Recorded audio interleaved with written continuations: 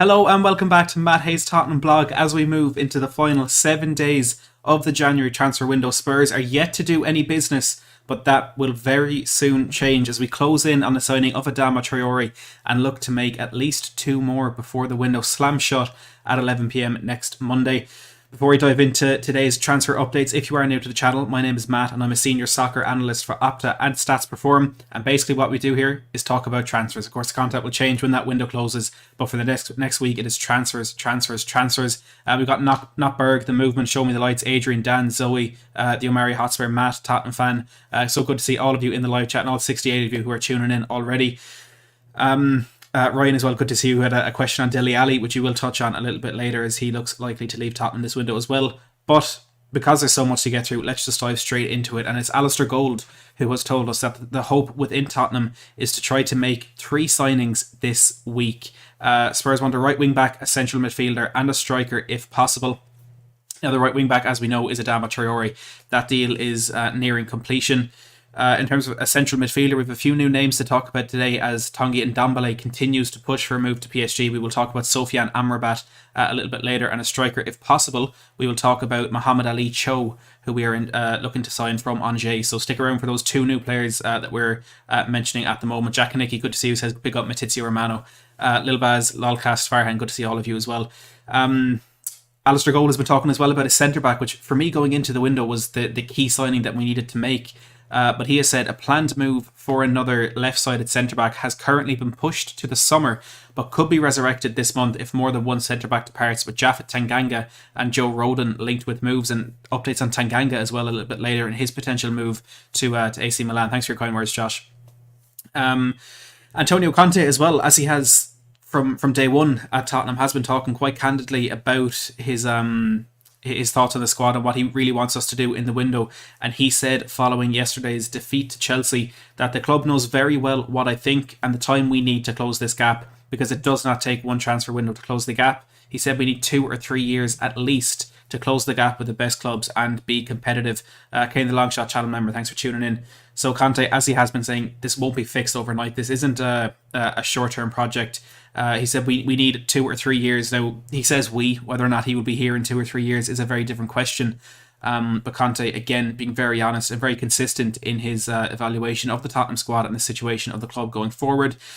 Miguel Delaney has said that Spurs transfer business, bar Adama Traore, is dependent on Dele, Ndombele and Celso leaving. And we will talk about those very shortly. But where we are going to start is with Steven Bergwin, because in the last couple of hours there has been a big update on the future of the Dutch winger, who after last Wednesday's victory at Leicester seemed to earn I can't think of the word, but he wasn't going to be sold, he was going to be kept. It was as simple as that following those 2 goals against Leicester. He was going to stay a Tottenham player. But Mike Verwij of The Telegraph in the Netherlands, who has been right on top of this deal the whole way through, has said that Ajax have gotten signals that Tottenham are still willing to sell Steven Bergwin. The Dutch club will make one last push to sign him this week. So it felt as though it was done. Bergwin will be staying, but Ajax now have gotten signals that Tottenham are still willing to sell the player, and I'm a bit disappointed in that, to be honest, and it probably is just me standing on the romance of that game against Leicester last week rather than actually looking at the bigger situation and kind of really realising how poor Bergwin has been overall since his signing from PSV for £25 million a couple of years ago. But we may not be done at the end of this one. David Ornstein has said, he said before the game yesterday that Ajax will wait until Spurs play Chelsea to decide whether they will make another bid for Steven Bergwijn. And well, if the performance against Chelsea was what they were going to decide on, I'm not really surprised that they are making another bid, because in the midst of a very poor performance, Steven Bergwijn was a standout player and one of the few who could come out of that with their head held high.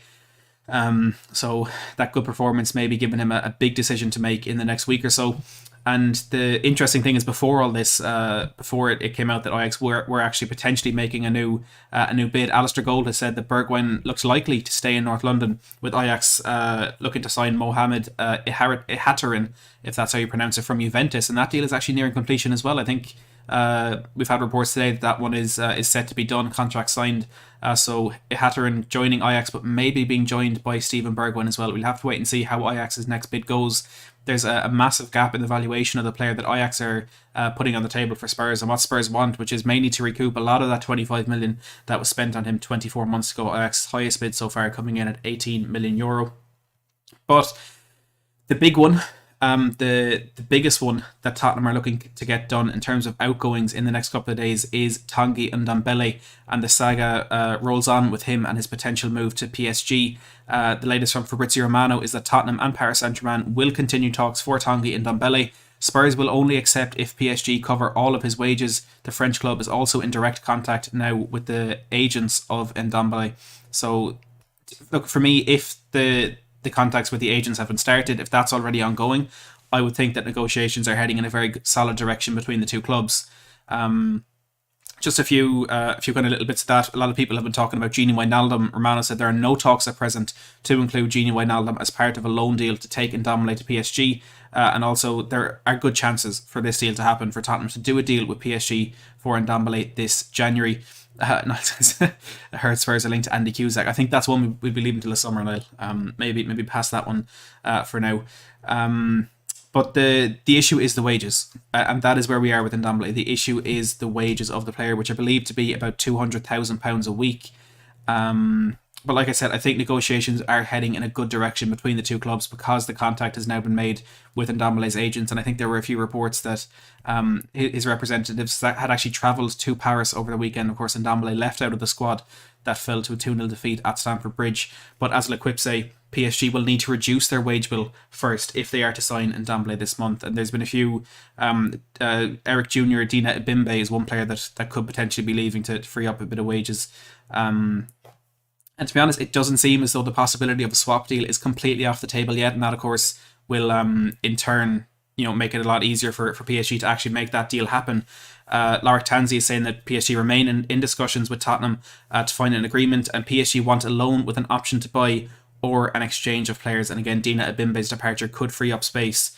And it's that option to buy I think is crucial for Tottenham, because I think what we're relying on now with Ndombele and actually getting back a lot of that money that we spent on him a couple of years ago is that there is still that potential for him to succeed elsewhere, and that potential for him to actually go back to France and have a good career there, or go to Spain or Italy, whatever it is.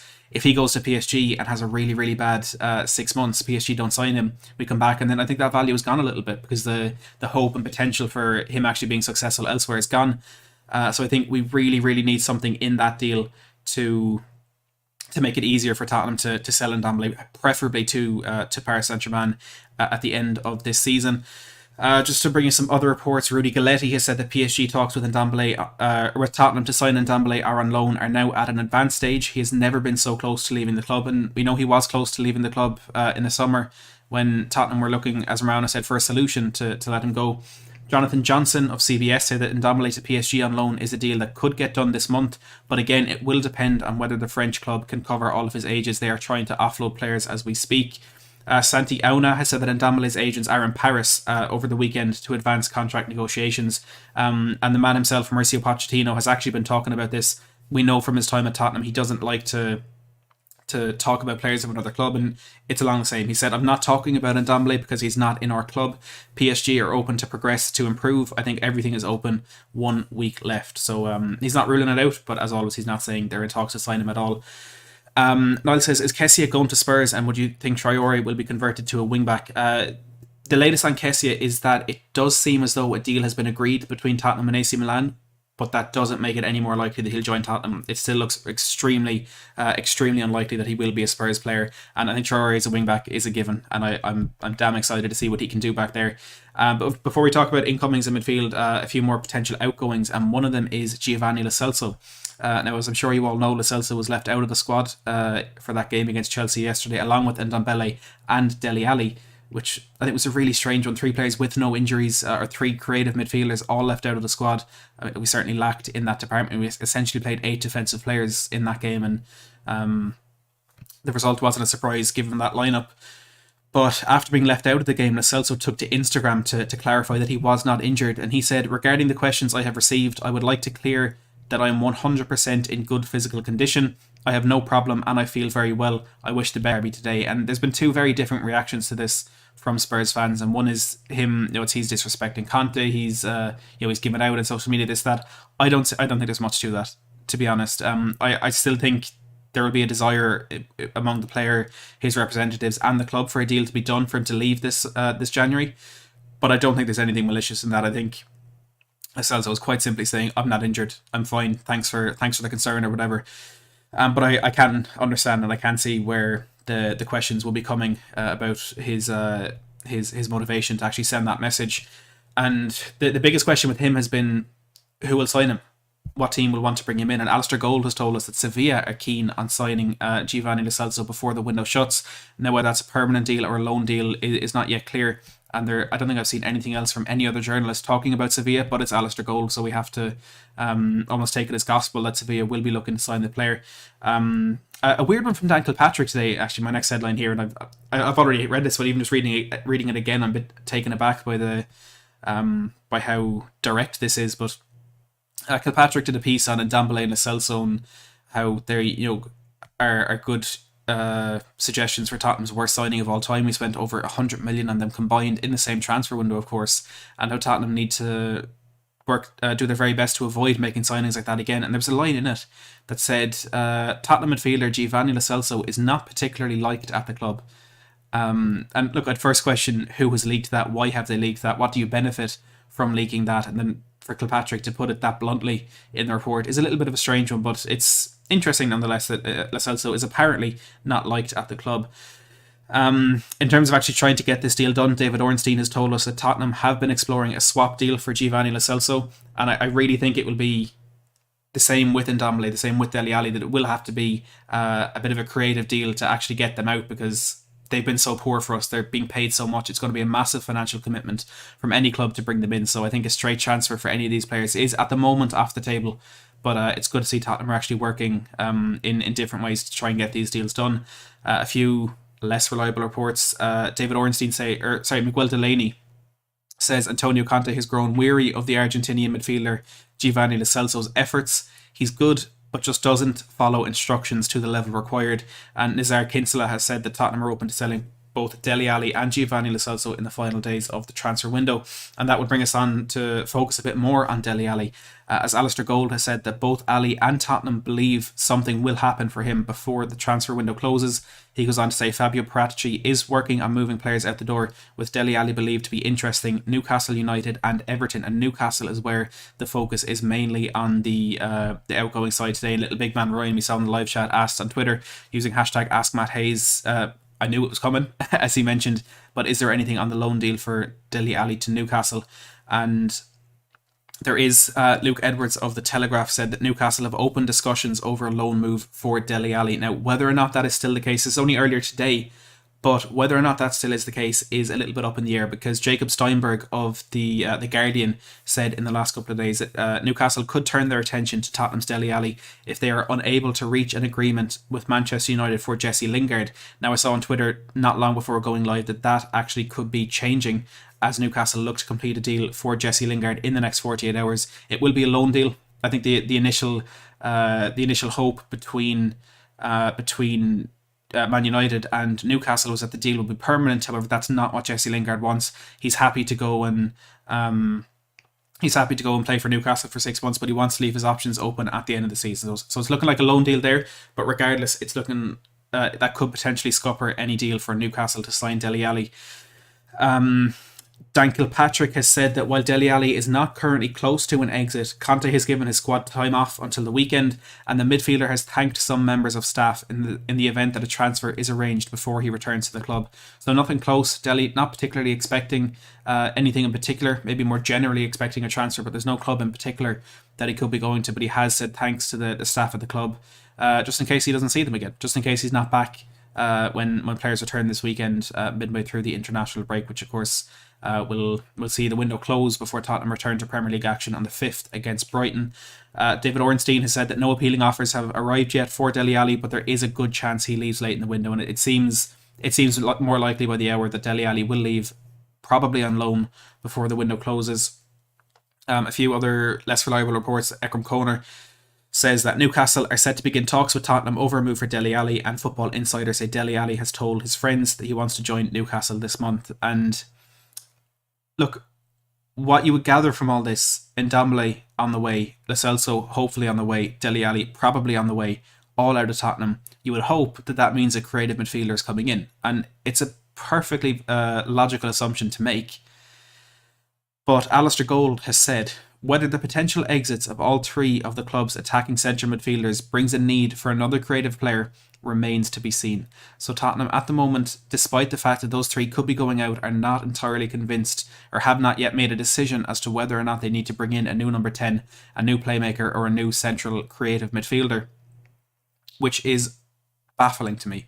It is baffling because with the squad that we have at our disposal at the moment, we still need a creative midfielder. Our most progressive and most creative midfielder at the moment is Harry Winks. And if we're leaving these players go, as poor they've been and as little as they offer us at the moment, they're attacking midfielders nonetheless. And they're people that we can put in and maybe hope they provide something. Or if there's a bit of form coming back into their game, well, maybe they can actually be something for us towards the end of the season. But with the three of those on the way out, it remains to be seen whether we will be bringing in a creative midfielder. So I'm hoping that's one that maybe is coming from the fact that Tottenham don't expect all three of them to leave, but I hope it changes as well. Let's see what happens. One player that we brought in over the summer that may be on his way out this window is Bryan Gill. And Fabrizio Romano has said that Bryan Gill is still considered among Valencia targets, but no final decision on Tottenham's side yet. So Tottenham really not sure if they want to let him go on loan. The initial report from Romano a couple of days ago said Valencia are pushing to sign Bryan Gill on loan until June. Tottenham are currently unsure whether to let him leave this month, although a deal for Adama Traore could be key to this decision. Real Sociedad and Nice are interested too, but Valencia are pushing the hardest to bring him in. And look, Bryan Gill's development is being stunted and has been stunted in the last 6 months from the lack of game time he's getting for Spurs. And I think the lack of trust that Conte has in him was epitomised by the fact that he came on with 90 seconds to go in that game against Chelsea yesterday, and Reguilon looked set to come on with 15-20 minutes to go, and just before that board went up by the fourth official, Conte called him back and got Bryan Gill to warm up and then waited 15 minutes to actually make that sub. So I'm not quite sure where he lies in the pecking order with Antonio Conte. So maybe a loan deal isn't the worst thing in the world, but why loan him back to Spain? He was incredible in Spain. He was really good for Sevilla and Eibar. But what he's lacking is the ability to do that in the Premier League. He's lacking the physicality. He needs to bulk up. He needs to be stronger, and he needs to get used to English football. So I feel like loaning him back to Valencia, loaning him back to any team in Spain, if it's Real Sociedad, is a step backwards. And I don't think it helps him in his potential career at Tottenham. I think if he'll go to Nice will be something a little bit different and a new challenge for him going to France, but I also don't think it will help what's stopping him from being a good player for Tottenham right now. But a loan deal may be the best option there. Hector Gomez has said that Valencia are trying to close a deal to sign him on loan. Mateo Moreto say Valencia want to sign him on loan. Cadenas Thayer say Real Sociedad have already made contact with Tottenham to ask about the possibility of signing Bryan Gill on loan until the end of the season. And L'Equipe say that Nice have identified Bryan Gill as a potential loan signing this month. So those three teams seem to be the three trying to get something done. It's Valencia, Real Sociedad and OGC Nice. Will Stewart, great to see you in the live chat, Will, says, is Kessie and McKennie still on the table or are they dead deals? As I said a minute ago, Kessie seems to be dead. It looks like we have agreed a deal with AC Milan, but the player and his representatives don't want that to happen right now. And as far as McKennie goes, we'll dive into greater detail in a second, but Juve aren't listening to offers, essentially. A few more potential outgoings. Matt Doherty, just a quick one on him. Dan Kilpatrick has said that Spurs would still listen to offers for Doherty, with Traore's arrival said to see the Irishman fall further down the pecking order. On our two young centre-backs, Japhet Tanganga and Joe Rodon, well, Dan Kilpatrick said that they are also available to leave the club, likely on loan, and their exits would free up for Spurs to pursue a new centre-half. So as Alistair Gold discussed, we mentioned on the top of the show that if they go out, well, maybe a new centre-back will come in, but if they don't, it's unlikely Tottenham will move for a left-sided centre-back. There's not really much to talk about with Joe Rodon, but on Japhet Tanganga, this very interesting deal continues to be one of considerable possibility, and that is talks between AC Milan and Tottenham are expected and did continue today over possible loan move for Japhet Tanganga. Spurs would prefer a loan with an option to buy, but Milan want a straight loan. Tottenham are wary of letting the defender go. He started the last 5 games. That's from Charlie Eccleshare. And I think it's fairly similar to the deal that we're looking at with Ndombele, that it's just safer for Tottenham to put that option to buy in. And I think this one has the added benefit in a different way to Ndombele, that if AC Milan have a good season with Tanganga, they want to make that permanent, well, Tottenham have a minimum amount there that they can demand from AC Milan. Because if they can come back with a low ball offer and try and convince us to get that done. But if we have something set in place now, it may be a bit easier to get that deal done. And it does seem to be Paolo Maldini who's personally requesting the signing of Japhet Tanganga, which blows my mind, to be honest. But we won't complain about it if it does get a bit more money in the wallet for Spurs. Tutto Mercato have also said that Tottenham will only allow Tanganga to join AC Milan on loan if they agree to an obligation to buy. So not just an option, an obligation, say Tutto Mercato. A potential loan deal for a player who is actually currently playing for Tottenham's under-23s. Football Insider say Sunderland have made an approach to sign Tottenham winger Jack Clarke on loan for the remainder of the season. And Peter O'Rourke says Sunderland are lining up a move to sign Tottenham winger Jack Clarke on loan. And look, to be honest, my feelings on this are exactly the same as Lily White Rose put out on Twitter a while ago. That what's the point in sending him down to League One? He's had a few loan deals in the Championship. He's been at QPR, he's been at Stoke, he's been at Leeds. He went back to Leeds, and he's done relatively well there. So what's the point in sending him down to a division a little bit lower? And while we were actually live, I see a lot of people mentioning it there in the chat. For instance, Sunderland, Tottenham are closing in on a deal to sign Adama Traore, and that is Matteo Moretto, who has said that a deal is about to fall into place. And in the last minute or so, Sky Sports have also said that Tottenham are closing in on a £20 million deal for Wolves winger Adama Traore, and that's, look, it's expected, but it's still big news, and it still makes me happy to see these extra bits coming out, kind of confirming what we already know, but also confirming that things haven't fallen apart, because we're Spurs, it wouldn't surprise any of us too much. But that is the latest on Adama from Sky Sports and Matteo Moretto. I'm just going to run quickly through the reports from the last couple of days, because they were a lot more relevant until we got that breaking news.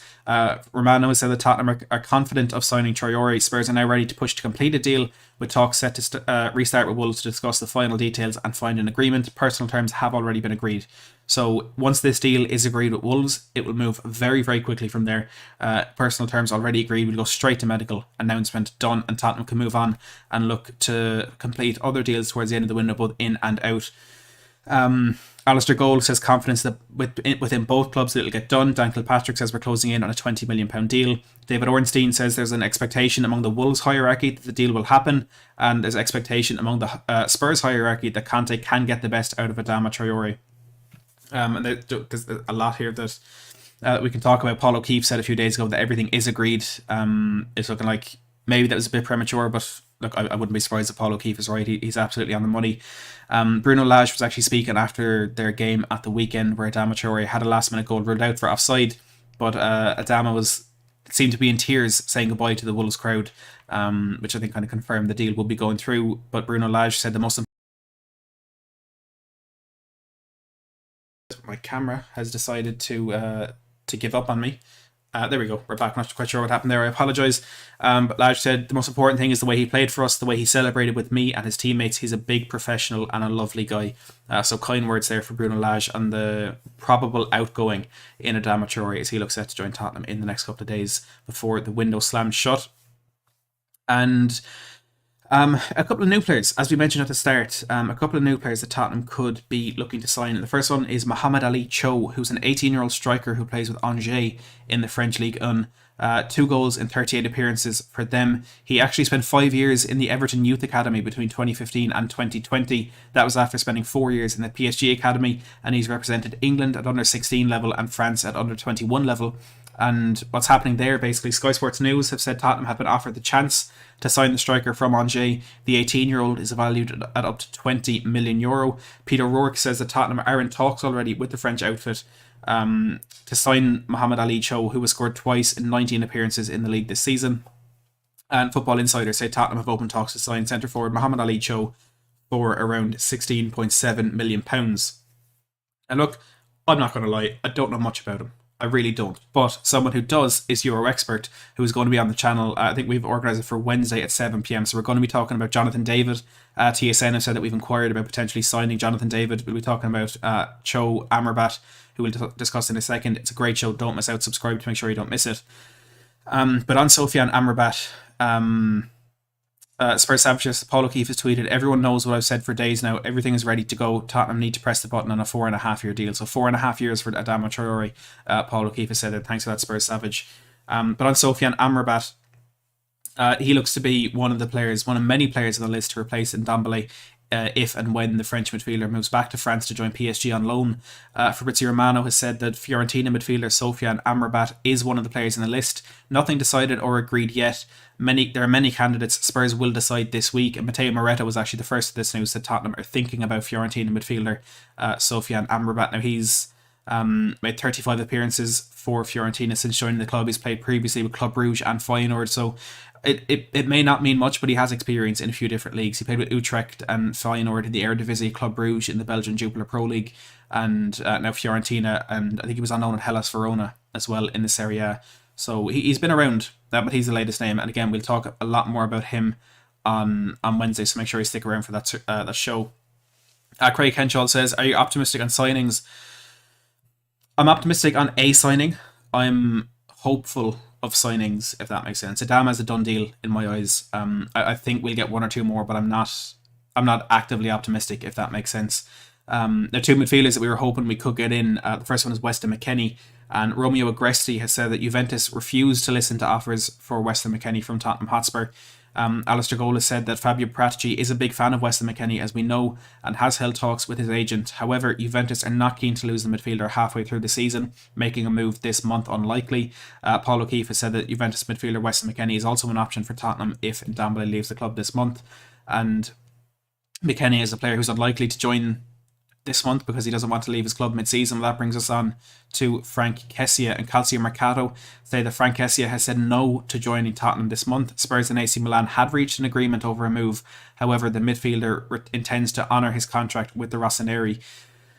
Rudy Galletti says Tottenham and AC Milan have an agreement worth €15 million for Frank Kessie to move this month. However, the midfielder's agent wants to wait until June to get as big a fee as possible. And Pascal Guaro of Calcio Mercato says Kessie will not leave this month. And it surprised me how this has played out, to be honest, because what I've said from day one is I don't think AC Milan will be wanting to do this deal because they're in a title race. They're 2 points behind Inter Milan last time I checked. That may have changed with the weekend's fixtures. I know that AC Milan drew with Juventus. But it seems it's actually the player who's turning this deal down, and it's not particularly surprising because if we've agreed a €15 million deal for him in January, well, he can demand a high percentage of that in the summer as a signing on bonus if we're then signing him for free. When he doesn't sign a new contract with AC Milan, we could get something in place this month under the Bosman ruling. It's not looking likely. But Kessie, whether it's Tottenham or not in the summer, he will get a lot more money if he leaves in the summer than he gets now. And 6 months waiting around for a good few million euro is not it's not a difficult decision, I would imagine. A few young players that Tottenham have been linked with, and Andy Naylor of The Athletic has said that Tottenham have submitted a bid to Lewis FC for non-league talent Ollie Tanner. Sun Sport say Tottenham have set their sights on young Accrington keeper Toby Savin as a potential future number one, and Football Insider say Peterborough have rejected a £200,000 bid from Tottenham for Benjamin Mensah, and the links to young players just continue to go on. There are some lesser unknown reliability reports that we always do at the end of the show. Football Insider say Antonio Conte is putting huge pressure on the Tottenham Hotspur board to sign 4 new players this week as he grows frustrated by the lack of arrivals 24 days into the window. Adama Traore is close to completion, but the manager wants a centre midfielder, an attacking midfielder and a striker too. 90 Minutes say Jorginho Wijnaldum and Julian Draxler are open to joining Spurs on loan, potentially as part of a deal to send Tanguy Ndombele or Dele Alli to PSG. Daily Mail also say Wijnaldum could yet come into negotiations between Tottenham and PSG as part of a deal for Ndombele. And Ekram Koner, mentioning a name that we haven't heard in a few weeks, say that Tottenham are planning to make an offer to Club Brugge for Charles de Ketelaere during the summer transfer window. And I always say it about him, he's an incredible player. He's so talented and he's so heavily involved in everything that happens at Club Brugge. If you watch, I think it was their second goal against Standard Liège at the weekend. It was a brilliant team move, but de Ketelaere heavily involved, played a really good ball around the corner to, I think, with Buchanan, who squared it then for Bastos. They drew to wall, but it was a brilliant goal. It's well worth a watch if you haven't seen it. And finally, a few other pieces of news. Of course, officially, since we last streamed, Hugo Lloris has signed a new 2.5-year contract at Tottenham. Lucas Moore's agent has said in this window 2 big MLS clubs came wanting to take him. We find it very difficult to build on this now because he's a starter for Tottenham, but it could be a project for the future. Samuel Luckhurst of the Manchester Evening News has said that Tarek Lamptey has been linked to Manchester United, but Tottenham's interest is believed to be more concrete. Gazzetta dello Sport say that Juventus have an agreement with Tottenham target Dusan Vlahovic over wages, and the striker's agent is expected in Florence to discuss with Fiorentina a move to the Bianconeri this month. And finally, Sky Sports say that Brentford are close to finalising terms on a 6-month contract with Christian Eriksen. And well, that was one of the busiest transfer rounds we've ever done. Still 365 people in here watching. It's shaping up to be a very busy last week for Tottenham. But again, it heavily depends on outgoings. Tanguy Ndombele being the main one, as far as I understand, for Tottenham to actually get deals in. But there's a hope that there will be at least 3 signings this window. And the first place, the number one place for you to find out about all this is on this channel. So please do smash that subscribe button if you are new to the channel. We're on, I think, 12,150 before we started the stream. So please help support the channel. Hit that notification bell. Hit that like button as well. It is completely free and helps push this stream out to more and more people. So we get more and more in the community talking Tottenham transfers, and looking forward to hopefully a solid end to this season as Tottenham push for top 4, despite the setback, of course, against Chelsea. Sky Sports are now saying as well that Conte wants a new midfielder and forward, as well as Adama Traore. Look, the updates are going to be rolling in over the next couple of days, and we're going to bring you through the murky medley of Tottenham transfers. We talk about the most reliable reports here as always, so please do hit that subscribe button. Actually, we had another Ask Matt Hayes before he came on. It was about the potential investment in Standard Liège from Tottenham, and to be honest, there's nothing really on that. It was Drake's Coffee on Twitter said, any updates on the ENIC investment in Standard Liège? Do you think such a deal will benefit us, the club, not ENIC? There's no updates. It seems to have gone really quiet since it was first reported, but I think it'll benefit the club. Standard Liège not having the best season at the moment, or analysts at work who analyse Standard Liège is not a fan, to put it lightly. Of course, drew 2-2 Club Brugge at the weekend, a good result for them. I was going to look at their squad because they have had good players through their system before. They do have a somewhat decent youth system going on there. But looking at it now, I can't see too many players that I'd like to bring in. But the idea of having a feeder club like that will be beneficial to us, provided they can put good players through the system. I don't know if that's particularly likely, but it can't be a bad thing for Tottenham. I'll say that much. But again, look, like I said, smash that subscribe button down below. Hit that like button as well if you have enjoyed this stream. Go and follow me on Twitter. I have the link pinned at the top of the live chat. We'll have more regular updates on all things Tottenham, including a tweet I put out this morning on Dele Alli, which seemed to tug on the heartstrings of quite a few. But for now, and as always, thank you so much for watching.